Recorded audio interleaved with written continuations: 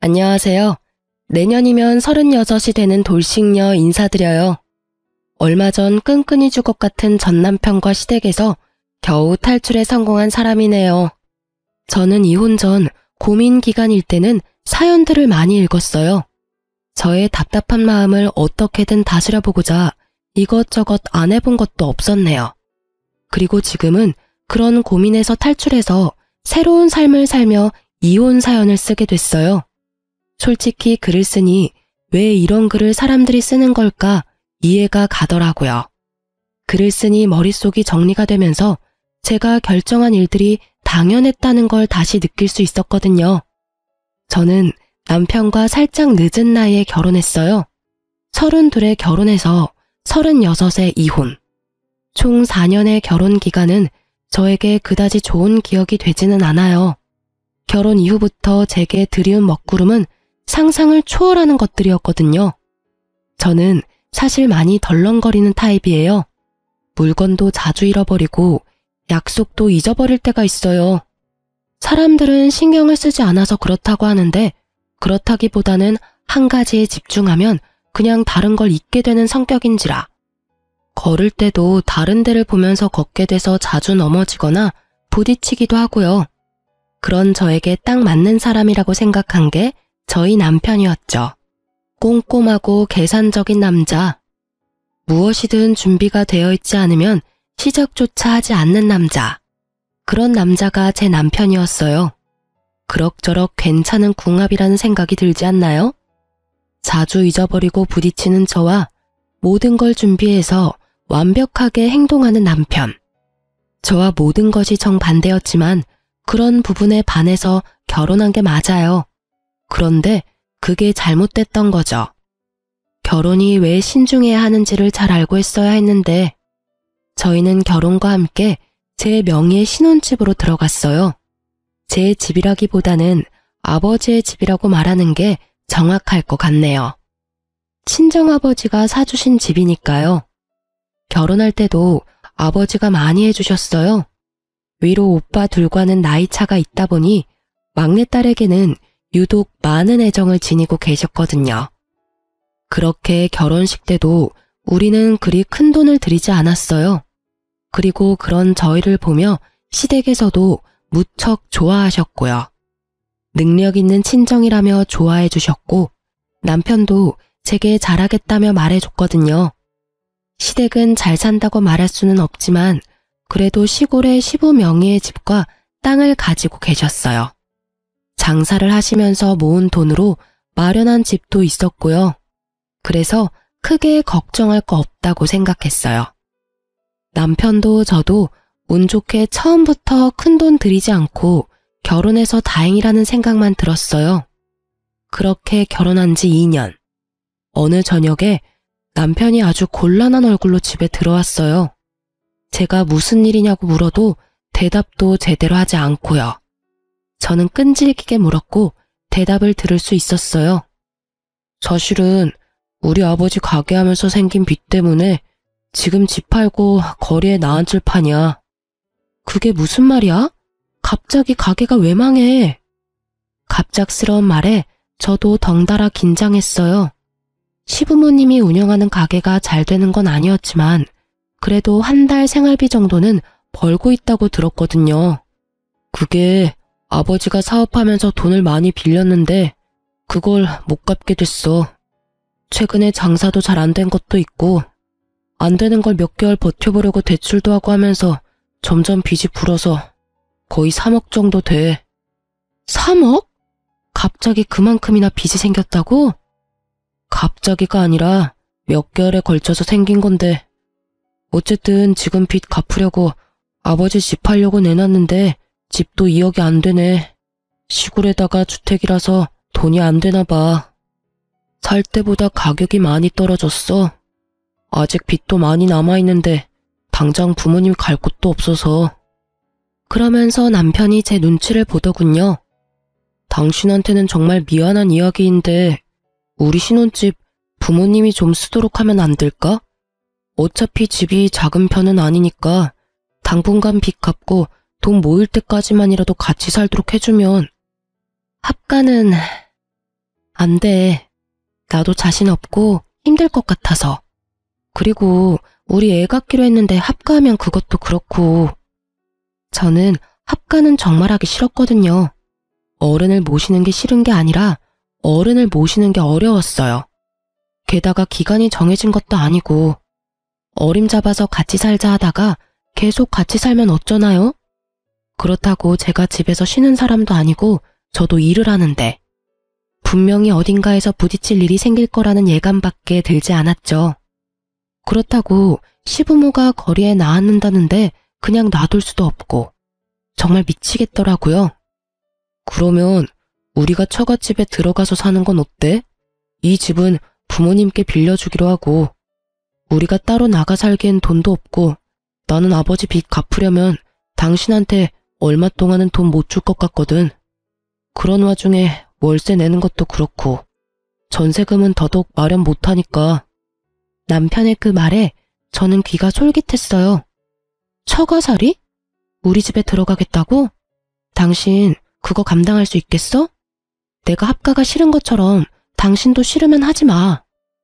말하면서도 남편이 겪을 불편한 일들이 떠오르더군요. 저야 우리 집이니 편하게 지낼 수 있겠지만 남편은 출퇴근부터 집에서 쉬는 것까지 편하게 할 수 있는 일이 없을 것만 같았거든요. 그렇지만 이 상황에서 그렇게 하는 건 나쁘지는 않다는 생각은 들었죠. 집이 2층 집인데다가 2층에 있는 오빠와 제 방은 여전히 비어 있거든요. 손님 방으로 쓰기로 해서 간단한 침구와 테이블 정도만 있어서 지금 당장 들어가도 나쁘지는 않았어요. 게다가 평수도 꽤 돼서 2층에 우리가 살면 굳이 1층과 자주 마주치지 않아도 된다는 장점도 있었죠. 필요 없는 짐은 여기 두고 시부모가 쓰도록 하고 필요한 것만 들고 가서 친정집에서 사는 것도 좋을 것 같았죠. 하지만 독립한 지 얼마 되지도 않았는데 집에 들어가는 것도 민망했고 좋은 일도 아닌 나쁜 일로 들어가게 되는 것도 싫었어요. 부모님 눈치도 보이고 남편과 시댁이 우리 집에 신세를 지는 모양이라 남편 자존심이 상할까봐 그것도 걱정됐고요. 그렇지만 남편 말대로 저희가 전세나 월세를 낼 만큼 돈이 있는 것도 아니었죠.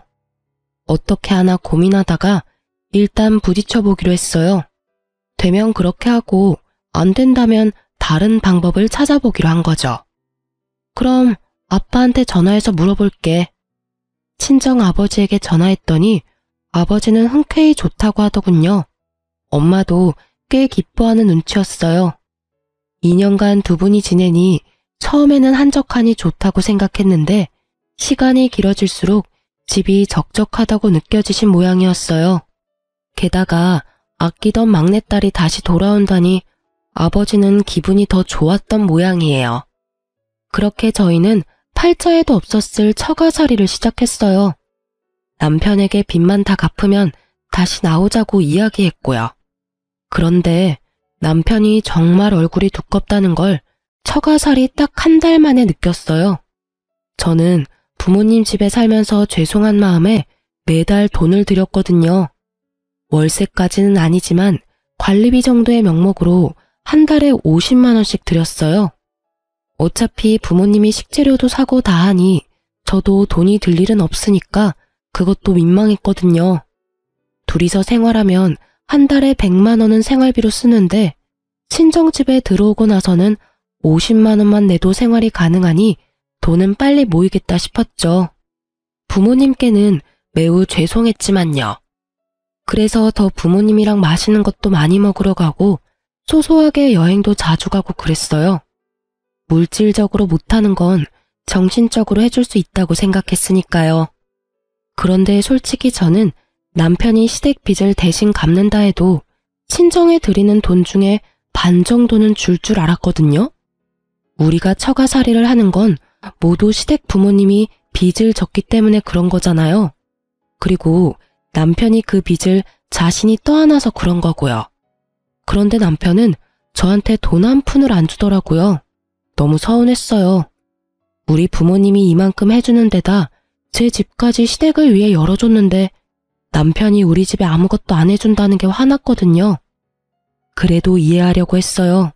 돈이 없으니 그렇겠지 하고. 그런데 단순히 돈이 없는 것뿐이면 적어도 감사하다, 고맙다, 이런 말 정도는 할 수 있잖아요. 그런데 남편의 뻔뻔한 행동은 점점 더 심해졌어요. 직장 사람들 불러서 2층에서 집들이라며 식사 자리까지 갔더군요. 이때 정말 화가 머리끝까지 났어요. 갑자기 그날 아침에 직장 사람들 올 거라고 말해서 엄마와 함께 요리하고 뭐하고 다 했는데 와서는 제대로 집사람들 소개도 안 해주고 홀라당 2층으로 올라가서 먹고 마시고 늦은 시간까지 시끄럽게 굴었거든요. 그래서 그 다음날 저녁에 제가 남편에게 따져 물었죠. 당신 좀 자중해? 여기가 우리 신혼집인 줄 알아? 엄연히 처가댁인데 왜 그렇게 눈치 없게 굴어? 어떻게 사람들 그만큼 데려와서 잔치를 해? 게다가 들어와서 우리 부모님 소개도 안 해주고 없는 사람들 취급하고 여기가 당신 집이라도 되는 양 착각하는 거야? 처가살이 하는 거 나도 다 알아. 그런데 나도 사회생활은 해야 하잖아. 직장 동료들이 나한테 집 옮겼다며 식사라도 하자는데 그러면 어떡해? 다 무시해야겠냐? 그리고 막말로 내가 돈 안 내고 여기 있어? 한 달에 50만 원씩 들이잖아. 돈 내고 여기 있는데 내가 왜 눈치를 봐야 해? 스트레스 푸는 것도 제대로 못하게 하는 거야? 당신이 돈 내는 거야? 그건 내가 드리는 돈이지. 당신 주머니에서 나온 돈은 하나도 없으면서 어떻게 말을 그런 식으로 해? 우리 집에 신세를 지고 있다는 생각이 있기는 해. 그냥 좋은 일로 우리가 처가에 들어와서 사냐고. 됐어. 더 이상 이 이야기로 나 힘들게 하지 마. 앞으로 그럼 사람들 안 데려오면 될 거 아니야.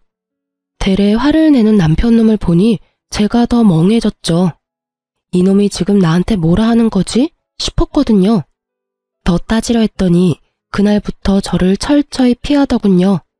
그 이후로 대화의 기회를 엿보던 저는 아주 의외의 날에 남편과 대화할 수 있었어요. 바로 어버이날이었죠. 부모님이 저를 봐서 남편의 기행을 참아주고 있다는 것도 알고 있었고 너무 미안한 마음도 들어서 어버이날에 부모님께 옷을 선물해 드리기로 했어요. 아버지는 됐다며 거절하셔서 엄마 옷만 사드리게 됐는데 50만 원 정도 나왔어요. 백화점에서 아래 위로 옷을 사니 그 정도 되더라고요. 아깝다는 생각보다는 신세 진 거만큼 못 드려 죄송하다는 마음이 더 컸죠. 그렇게 옷 사고 집에 와서 영수증을 서랍에 넣어뒀는데 그날 저녁 남편이 그 영수증을 봤는지 저를 부르더라고요. 당신 이 영수증 뭐야? 뭐 하는데 하루에 50만 원이나 썼어? 오늘 어버이날이었잖아. 엄마 옷 사드렸지. 우리 엄마 것도 샀어? 아니? 여태까지 각자 부모님 선물은 각자 했었잖아. 당신 혹시 선물 준비 안 했어? 여태껏 남편과 저는 시댁과 친정 어버이날 때나 추석 명절 때는 각자가 용돈을 드렸어요. 그래서 이번에도 그렇게 할 거라고 생각한 거죠. 당신 진짜 생각 없이 산다. 지금까지는 각자 했었어도 이번에는 상황이 다르잖아. 내가 빚 갚느라 돈 없다고 했으면 당신이라도 준비했었어야지. 내가 돈이 있었으면 준비를 안 했겠어? 어떻게 이렇게 시댁에 무심해? 저한테 생각이 없다고 말하는 남편을 보니 더 어이가 없었죠. 왜 나한테 화를 내? 빚을 갚느라 돈이 없는 게 당신 사정인 건 알아. 그래서 내가 당신한테 생활비 한 푼이라도 받는 거 있어? 나도 내 돈으로 모든 걸 다 내고 있는데 왜 당신한테 그런 소리 들어야 해? 빚 갚는데 월 100만 원씩 들면 남는 돈들은 어디 갔는데? 어디다 쓰고 나한테 난리야. 여태까지 같이 준비했으면 내가 말을 안 해. 근데 여태까지 계속 따로 준비했으면서 갑자기 이런 식으로 구는 건 좀 아니지? 내가 처가살이 한다고 우습게 보여? 돈 나갈 때도 많은데 이번 한번 시부모님 선물 챙겨주는 게 그렇게 안 될 일이야? 와, 당신이 우리 집을 어떻게 생각하는지 잘 알았어. 완전 무시도 개무시가 따로 없네. 내가 당신 집 무시한다고 생각해? 내가 당신네 집 무시했으면 우리 신혼집 시댁에 내줬겠니? 입으로 내뱉는다고 다 말이 아니라고. 너야말로 생각이라는 걸 좀 하지 그래. 엄마한테 옷 사준 게 그렇게 짜증나면 우리도 친정살이 그만두고 밖에서 월세나 내고 살면 되지. 그렇게 안 하게 해준 게 누구 덕분인데. 그러는 너는 감사 인사 한번 안 하는 주제에 그렇게 치면 너는 이번 어버이날에 우리 부모님께 선물 하나라도 해야 하는 거 아니야? 감사하다 말도 안 하는 너야말로 우리 집 개무시하고 있잖아. 싫으면 관둬. 다 제자리 돌리면 되지. 네가 원해서 우리 이렇게 살고 있는 거거든? 제 말에 남편이 입을 꾹 다물더라고요. 하고 싶은 말이 많은 것 같았지만 말로는 이길 수 없다는 걸 깨달은 것 같더라고요. 솔직히 지금 당장 제가 시댁 식구들어 나가라고 하면 어떻게 되겠냐고요. 친정 덕분에 겨우 사람 구실하며 살고 있는데도 모가지 뻣뻣하게 세워서는 마치 부모님의 선의가 당연한 권리인 양 취급하는 남편이 너무 꼴보기 싫었어요. 이참에 남편의 그런 생각을 아예 날려주고 싶기도 했고요. 시부모님이 돈 한 푼 안 내고 우리 집에서 사시는 것, 당신이 돈 한 푼 안 내고 친정에서 사는 것, 알고 있으면 최소한의 예의는 지켜. 언제까지 처가살이 해야 할지 모르는 상황에서 우리한테 밥 차려줘, 청소해줘, 다 해주는 우리 엄마한테 고마워하는 자세라도 가지라고. 솔직히 모질게 말하고 싶지는 않았지만 말하지 않으면 절대 모를 거라 생각해서 일침을 놔버렸죠. 남편은 그 뒤로 저와 이야기하려고 하지 않더군요. 삐친 것 같았어요. 그래도 그 일이 있고 나서는 친정엄마에게 가끔 감사하다고 말하기 시작했죠. 그것만으로도 다행이라고 생각했어요. 그날의 말다툼을 기점으로 서너 달 지났을까요? 남편의 행동이 묘하게 수상해졌어요. 몰래 핸드폰을 자주 보고 제가 무슨 일 있냐며 물으면 금방 폰을 꺼버리거나 주머니에 집어넣었어요. 기분이 싸하더군요. 그런 모습을 처음 본 터라 더 수상한 기분이었죠. 혹시 남편이 바람 피우나 싶어서 남편 통장 내역부터 뒤졌어요.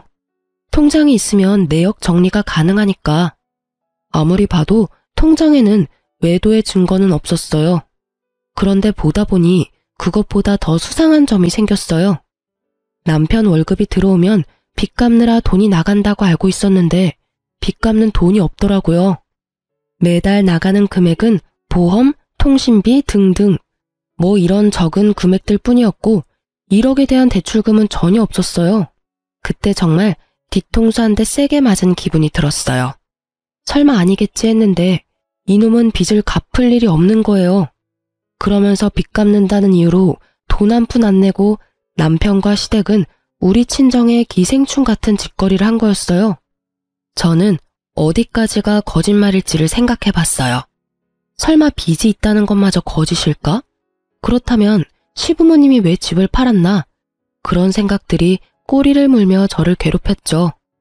남편에게 따지려다가 제가 제대로 알고 따져야지 싶어서 며칠 동안 끙끙 앓는데 모르는 번호로 제게 전화가 왔어요. 전화를 받으니 상대방이 그러더군요. 안녕하세요. 사모님, 저 남편분 부하 직원인데요. 잠시 할 이야기가 있어서 그러니 나와주세요. 남편 부하 직원이 왜 저한테 할 이야기가 있어요? 전화 통화로는 안 되나요? 통화로 하기엔 좀 그냥 나와서 듣는 게 좋을 것 같네요. 저는 상대방 목소리에 깔린 묘한 당당함을 눈치챘어요. 나와 주겠냐고 묻는 게 아니라 나오라는 어투가 딱 감이 오더라고요.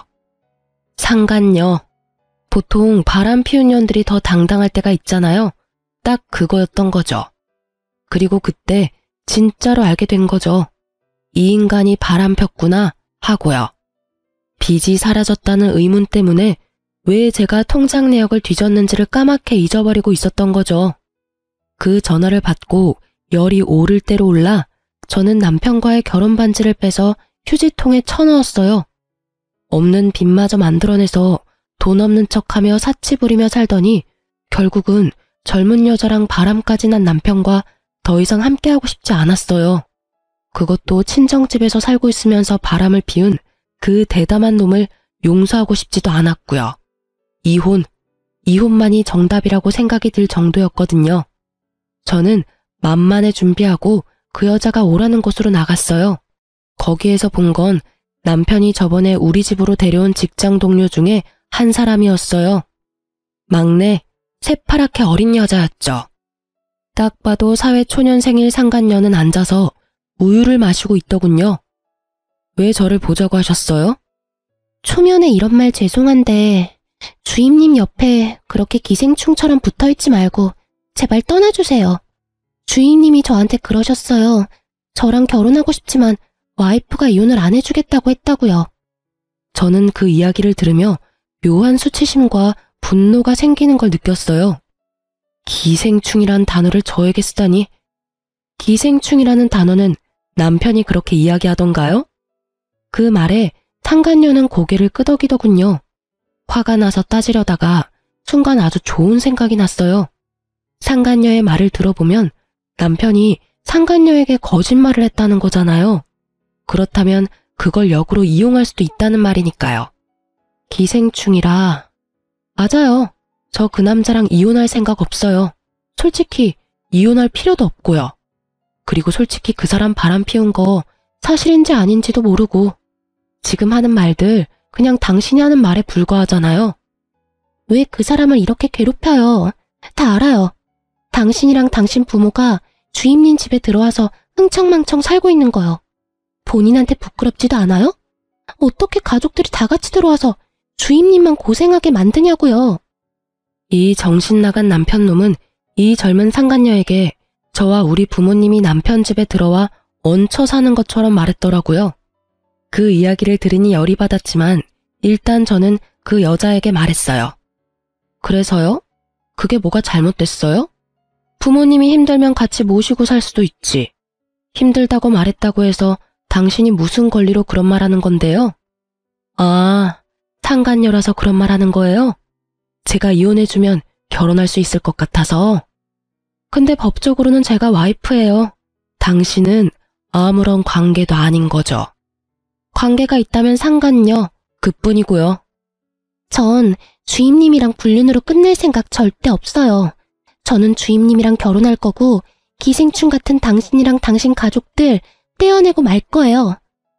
그놈의 기생충. 누가 기생충인지 전혀 모르는 그 여자의 말에 저도 슬슬 화가 나기 시작했어요. 그렇지만 폰에 녹음 기능부터 켰죠. 이 여자 말 한마디 한마디가 저에게 좋은 증거가 되어줄 테니까요. 그럼 당신이 제 남편이랑 사귀었다는 증거 있어요? 말하지만 난 적당한 증거 가지고는 당신이랑 그 사람 관계 인정 안 해요. 솔직히 인정해서 좋을 것 하나도 없고요. 그냥 이렇게 그 남자가 여자 만나는 거 참고만 있으면 나한테 남는 게 더 많을 테니까요. 증거가 왜 없어요? 차고 넘쳐요. 우리 여행 간 사진도 있고 저희 모텔 들어간 사진도 있어요. 미안하지만 저도 남편 카드 내역 봤는데 모텔이며 당신이랑 여행이며 내역이 하나도 없던데요. 그런 걸 사귄다고 할 수 있나요? 좀 더 직접적인 증거가 있어야죠. 제가 내고 그 사람한테 현금으로 받았거든요. 그럼 사랑한다, 보고 싶다 이런 말도 하나요? 그건 당연하죠. 그러면서 보여주는 증거들을 보며 저는 치를 떨었어요. 이 미친놈은 처가살이하면서도 대담하게 젊은 년이랑 바람도 피우고 그 젊은 년한테 자기가 이 집 주인인 것처럼 속이기까지 했더라고요. 아, 이 정도면 이혼할 수밖에 없네요. 그럼 당신이 그 증거들 나한테 줄 수 있나요? 제가 이혼을 해주려면 증거가 있어야 하잖아요. 그 여자는 좋다며 저한테 사진이며 영상, 문자 내용까지 딱 다 보냈어요. 저는 그걸 받고는 일어나면서 상간녀에게 말했어요. 그 사람이랑은 이혼해 줄게요. 그래도 당신이 여기 찾아온 거 알면 집에 안 들어오려 할 것 같으니 차라리 모르는 척 해줄 수 있어요? 이혼 완료될 때까지. 만약 당신이 아는 척하면 저랑 이야기도 안 하려고 할 수도 있어요. 그랬더니 그 여자는 알겠다고 이혼 꼭 해달라고 다짐받고는 웃으며 나가더군요. 진짜 기가 막혀서.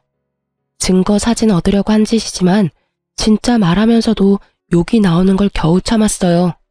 그 여자가 아마 나이가 조금이라도 더 많았다면, 사회 경험이 조금이라도 더 있었다면 그런 증거를 저한테 줄 리가 있었겠어요? 아무것도 모르는 사회초년생에 부자인 것처럼 보이는 남자 하나 잡아서 팔자 피려는 거 눈에 딱 보이는데 이혼 시 유책 배우자와 상간녀 소송에 대해서는 아무것도 모르고 있더군요. 그걸 알았다면 저한테 증거를 줄 리 없는데 말이죠. 멍청한 상간녀에게 새눈물만큼 고마워한 저는 그날 집에 와서 남편을 불러 세웠어요. 당신, 나랑 이야기 좀 해. 난 할 이야기 없어. 평상시와 마찬가지로 말없이 방에 들어가려던 남편의 뒤통수에 대고 제가 말했죠. 그래? 그럼 내일 서류로 받아. 이혼 서류. 내일까지 줄게. 그제야 남편이 저를 돌아보더군요. 얼굴 가득 놀란 얼굴이었어요. 왜 놀라? 당신 여태껏 나랑 대화도 안 한 거 이혼하고 싶어서 그런 거 아니었어?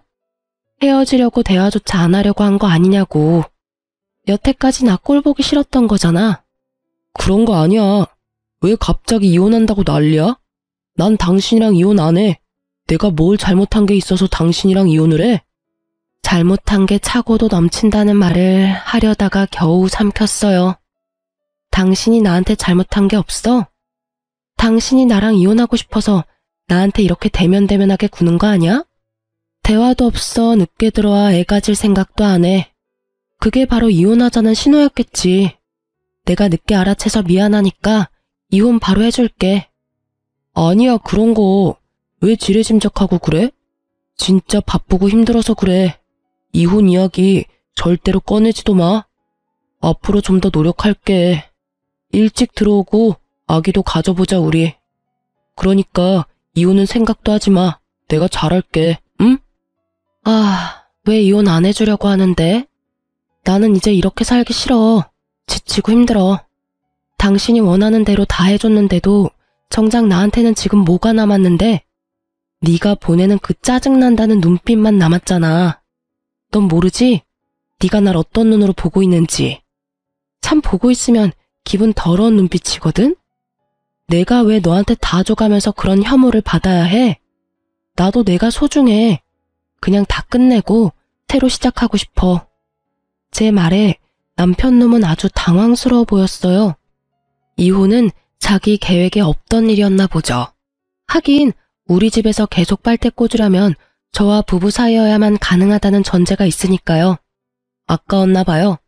그러니 이렇게 애가 달아서 난리죠. 이혼이 그렇게 쉽게 되는 건 아니지. 게다가 나 빚도 있는데 당신마저 헤어지자고 하면 이혼하고 싶으면 돈을 줘. 당신이 정 이혼하고 싶으면 돈 받고 헤어져 줄게. 정신 나간 놈, 정말로 거머리 같은 놈. 이혼하고 싶으면 돈을 달라고 하더라고요. 남편 바람 피우는 걸 제가 모르고 있다고 생각하고는 그렇게 이야기하는 거겠죠. 아마 제가 외도 이야기부터 했으면 절대 이혼 못 해준다고 끝까지 매달릴 게 뻔했죠. 자기 잘못인 걸 알고 있는데도 유책 배우자 되면 위자료까지 나한테 줘야 하는 걸 알잖아요. 지금 그 남자가 우리 집에 꽂고 있는 빨대가 한두 개여야 말이죠.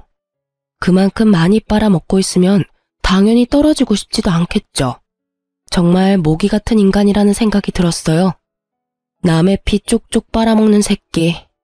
저는 남편에게 최대한 태연한 표정으로 말했어요.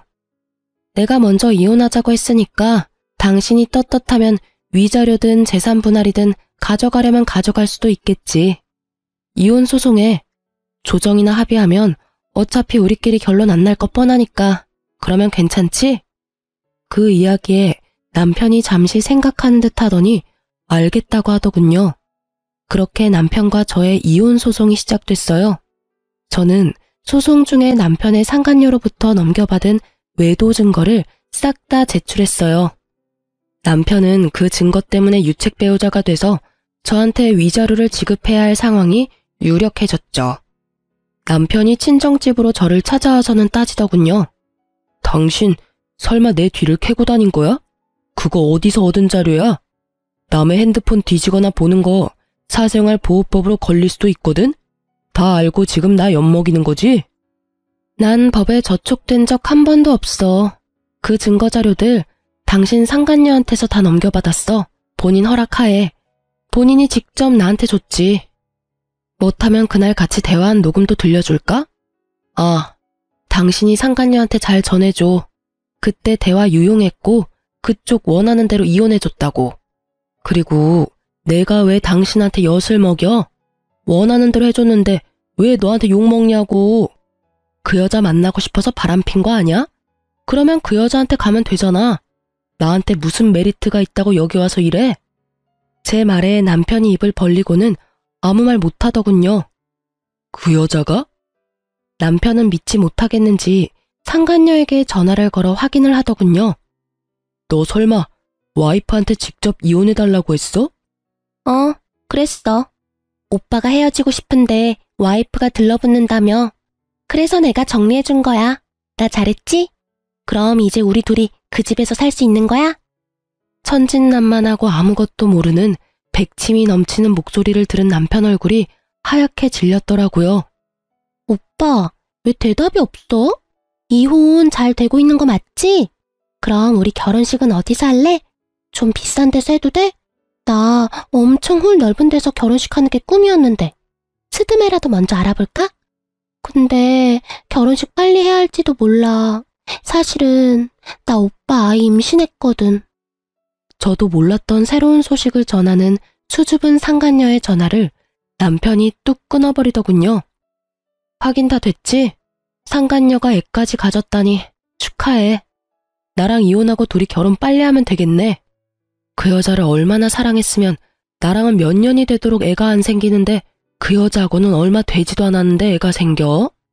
그래놓고 나한테 잘하겠다, 나를 사랑한다, 그따위 말을 그렇게 쉽게 할 수 있는 거야?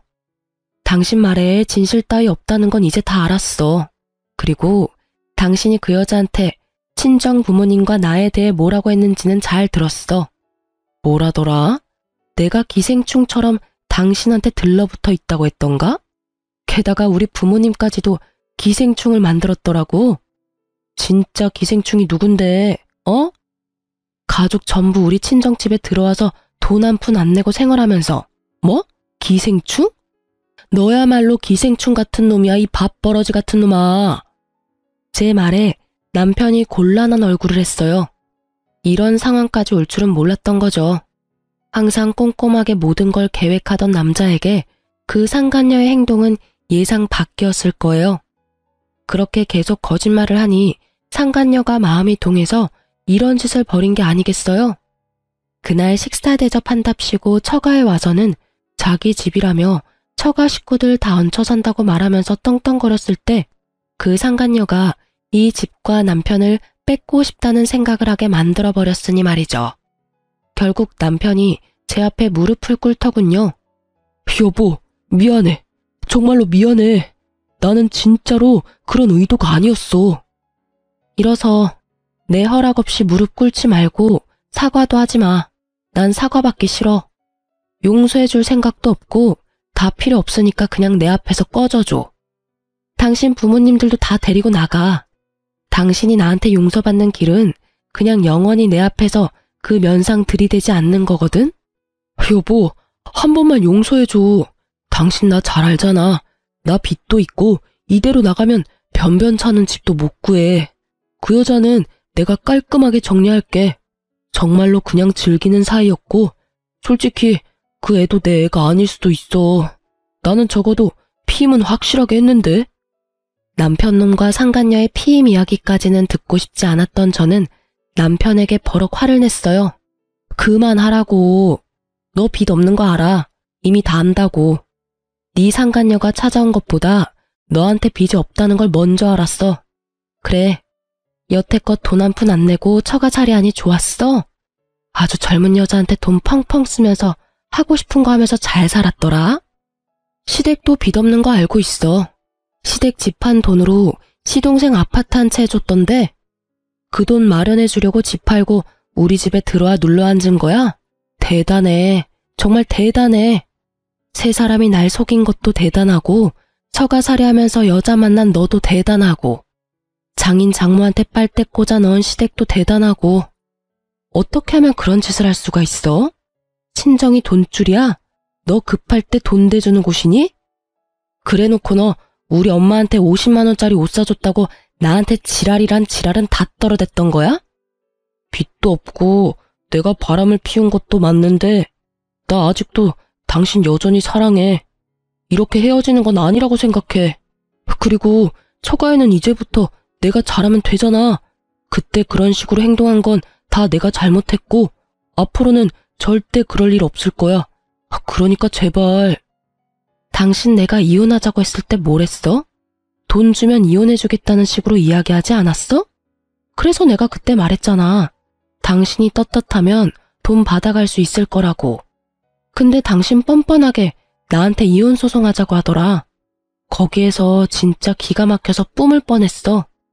당신은 내가 뭘 가졌는지 몰랐을 테지만 나는 다 알고 있었거든. 그래서 그 이야기 한 건데 끝까지 내가 안다고 생각도 못 하더라. 솔직하게 말해서 나 단순한 여자라서 당신이 그때 이혼 이야기 나왔을 때 미안하다고 사과하고 2번 다시 그러지 않겠다고 했다면 아마 용서했을지도 몰라. 그런데 당신 그때 돈 주면 이혼해준다고 말했잖아. 그 말 어디에 나에 대한 사랑이 있어? 너한테 내가 돈이라는 말로밖에 안 들려. 그래도 내가 그렇게 쉽게 보여서 이번만은 다행이라고 생각해. 아니었으면 내가 당신이랑 시댁 사람들이 쳐놓은 그물에서 벗어날 수나 있었겠어? 그런 거 아니야, 여보. 진짜로 나는 당신밖에 없고. 절절매며 남편은 제게 애절하게 말하더군요. 4년 만에 사람이 변한 걸까요? 4년 동안 제가 이 사람을 모르고 있었던 걸까요? 여전히 똑같은 얼굴로 저를 속이고 바람 피우고 우리 집을 모욕하고 결국 마지막에는 저에게 사죄하는 남편을 보니 정말 속에 찬불이 나버릴 것 같았어요. 거짓말 하려면 입에 침이나 좀 바르고 해. 너 사랑하는 여자 따로 있잖아. 있으면서 왜 자꾸 나한테 헛소리 짓거리는데? 임신까지 시켜준 젊고 예쁜 예비 마누라. 나는 당신하고 더 이상 할 이야기 없으니까 그 여자한테나 가봐. 애도 가졌다는데 얼마나 잘 봐줘야겠어? 아, 임신 축하한다고 전해주고. 이 집에서는 못 살 테지만 어디 가서든 행복하게 지내라고 전해줘. 저는 그렇게 말하고 남편이 미리 챙겨둔 짐을 모조리 밖으로 밀어내버렸어요. 저희 부모님이 그날 집에 계시지 않아서 천만다행이라고 생각했어요. 내막을 알고 있어도 남편의 저런 모습을 봤다면 부모님도 상상 이상으로 놀라고 열받으셨을 테니까요. 사랑, 넌 집 나가려고 짐까지 싹 다 싸놓고도 나한테 사랑한다는 말이 나오니? 당신 사랑이 이렇게 얄팍한 줄 알았다면 결혼 같은 건 안 했을 텐데 참 연기도 잘하지. 그렇게 말하고 저는 남편마저 내보내고 문을 쾅 닫아버렸어요. 저는 그날 하루 종일 친정집을 청소했어요. 정확히는 저와 남편이 지내던 2층에 남편의 흔적을 모두 지워버렸죠. 쓸고 닦으니 마음이 좀 정리되는 기분이었어요. 그리고 이혼 판결이 나고 저는 제 명의의 집, 시부모가 살고 있는 집으로 갔어요. 저와 남편의 이혼 이야기를 듣고 처음에는 자기 자식한테 유리하다고 생각했는지 저한테 연락 한 번 안 하다가 결국 이혼이 저한테 유리하게 판결나자 저한테 날이면 날마다 전화해대더군요. 받을 가치가 없어서 다 무시했다가 얼마 전에 전화를 받았어요. 첫마디가 아들 자식 교육을 자기가 잘못 시켰다였죠. 예, 며느라가 우리가 너무 미안하게 생각한다. 아들놈도 정말 많이 반성하고 있어. 앞으로 그런 불미스러운 일 안 일어나도록 잘 교육할 테니까 어떻게 우리 아들 버리지만은 말아줘. 죄송한데 상간녀는 이미 임신했어요. 그렇게 바라시던 손주가 생겼는데 그쪽을 좀 더 소중하게 대해주세요. 저는 이미 인연 끊었고 서로 남남인 사이예요. 그리고 엄밀히 따지면 제가 남편을 버린 게 아니라 남편이 저를 버린 거나 다름없으니까 저한테 그런 말씀하셔도 제가 어떻게 해드릴 수가 없어요. 그러면 우리라도 계속 여기서 살 수 있게 해주면 안 되겠니? 월세를 내라면 낼게. 아니면 전세라도 좋으니 어떻게 좀 안 될까? 지금 당장 나가면 우리 길거리에 나앉게 되는데 예전에 정을 봐서라도. 안 돼요. 이 집은 아버지랑 상의해서 팔기로 결정했어요. 최대한 빨리 집 좀 비워주세요. 이런 말할 필요도 없지만 미리 말씀드리는 거예요. 예정을 봐서요. 우리는 못 가. 여기가 우리 집인데 어디를 가니? 계속 이러시면 경찰에 신고할 거예요. 제 말에도 의견을 굽히지 않는 시부모를 보며 제가 한 가지 타협안을 제시했죠. 어머님, 집 판 돈으로 도련님네 집 해준 거 알아요. 아파트 한 채 사주셨다고 했죠? 어차피 도련님 이제 결혼도 했고 둘째 며느리도 거기 있는데 그곳에 가서 신세지면 어떠세요? 그 집 마련하는데 돈까지 대줬으면 당연히 부모님 같이 모신다고 하겠죠. 제 말을 듣던 시모가 살짝 관심이 있는 표정으로 듣더군요. 그리고 그 다음날 짐 다 뺐다면서 연락이 왔어요. 그러면서 욕을 아주 시원하게 적어두셨더라고요. 전날까지는 그 집이 아쉬워서 그렇게 정을 봐서라도 어쩌고 하더니 동아줄 하나 잡았다고 얼굴빛 하나 안 변하고 손바닥 뒤집듯 바뀌는 시모를 보니 참 그 나물의 그 밥이라는 생각이 들었죠. 전 남편이나 시모나 참 똑같은 사람들이라고요. 그 동아줄이 썩은 동아줄이라는 것도 모르고 말이죠. 그 뒤에 소식 전해 들었거든요. 시동생이 떼거리로 몰려와서 집에 들어와 한 자리씩 차지한 부모와 형 때문에 와이프와 갈등이 심했다고 하더라고요. 처음에는 단칸방 얻어준다고 나가라고 했는데도 안 나가고 버티며 합가 의지 내비치는 시부모를 보고는 결국 자기 명의로 된 그 집을 팔고 도망가 버렸다고 하더군요. 그럴만도 하죠. 또 우리 집에서 했던 것처럼 자기 집인 마냥 아주 마음 놓고 즐겼을 거 눈에 훤하잖아요. 처가를 그렇게 마음대로 썼는데 동생 집이면 얼마나 편하겠어요. 안 그래요? 저는 그 사람들 연락을 듣고 싶지는 않았는데 저희 어머니가 어디 가서 계속 듣고 와서는 알려주더라고요. 너 아니? 네 전 남편이랑 그 상간녀 내가 아는 사람들한테 들었는데 둘이 헤어졌대. 그렇게 좋다고 나한테 이혼까지 해달라더니 왜 헤어졌대? 뭐긴 뭐야. 자기가 생각하는 상황이 아니었으니까 그렇게 했지. 2층 집에서 아주 즐겁게 사모님 노릇하며 살 줄 알았는데 알고 보니 시동생 집에서 눈치 보며 살아야 하지 않니? 또 뭐냐? 그 결혼식 으리으리하게 하고 싶다고 했다며? 근데 으리으리는커녕 식을 못 올릴 가능성이 더 커졌으니 게다가 애까지 딸렸지.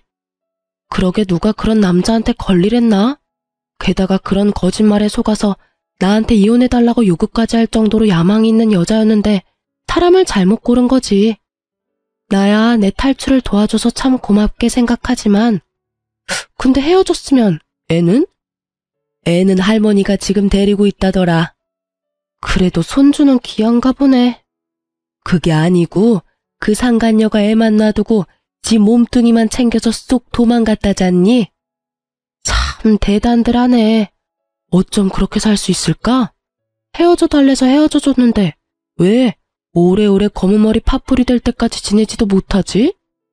저는 웃자고 던진 말이었는데 친정엄마는 심각한 표정으로 말하더군요. 너 진짜 잘 빠져나왔어 얘. 그 집 사람들 정말 그대로 있었으면 우리 집 재산 다 빼먹고도 남았겠다. 들었지? 네 명의로 된 집으로 대출 받으려다가 실패했다던 거. 그런 일이 있었대요. 그 집에 들어가고 얼마 안 됐을 때 그렇게 시도했다가 실패했다고 하더라고요. 그 사람들이 우리 집을 돈으로 보고 있다는 게 증명된 셈이었죠. 그렇게 마지막으로 들은 소식은 전 남편과 시부모가 단칸방 생활하며 택배 알바를 하며 살고 있다는 거였어요. 친정집에 거머리처럼 붙어서 핏 빨아먹더니 전 남편은 도리어 본인에게 거머리가 2마리 붙은 셈이었죠. 솔직히 자업자득이라 불쌍한 생각도 안 들 정도예요. 저는 제 명의 아파트는 꼴도 보기 싫어서 팔아버리고 새로운 곳으로 이사했어요. 전 남편은 다 잊고 새로운 인생을 살기 위해서 지역도 다른 곳으로 옮겼어요. 탁 트인 바다가 보이는 곳에서 물 흘러가듯 그렇게 잔잔하게 살고 있어요.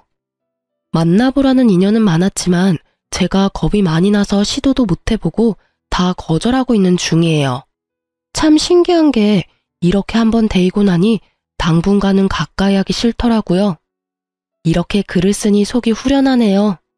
이제야 모든 게 제자리를 찾은 것 같은 기분이 들어요. 앞으로도 저는 저만의 행복을 찾으면서 살려고요. 글 읽는 분들도 자신을 소중히 하며 행복한 날 보내세요. 감사합니다.